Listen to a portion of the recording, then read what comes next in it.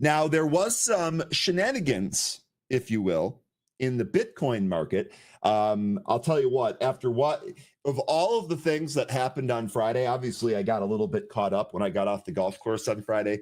Of all of the things that happened, the craziest stuff was absolutely in the Bitcoin market.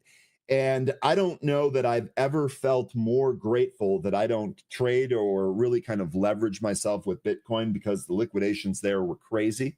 And because I had no leverage and nothing really to worry about, just kind of waded through that. However, it does look like somebody kind of had an inkling as to what was going on here. A trader who attracted attention for successfully shorting BTC just before the recent crash added to their position even as the market rebounded on Sunday.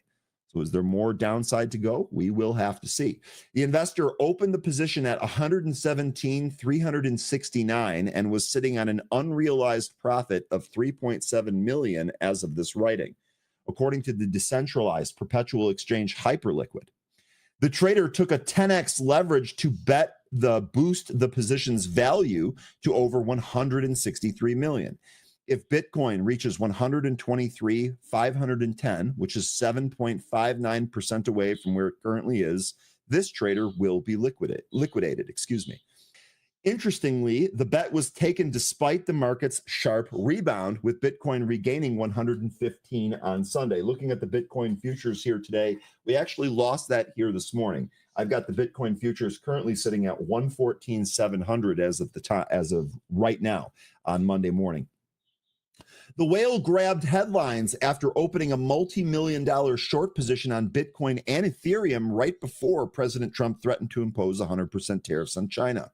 The cryptocurrency market tumbled in response, and the traders subsequently closed out most of their short positions, netting a profit of 160 million. For anyone that wants to go through some of the different tweets and the threads that have a lot of this stuff tracked, I don't do any of this myself, like kind of looking into the blockchain and seeing where all the stuff goes. I pretty much rely on some of these accounts that do some of this.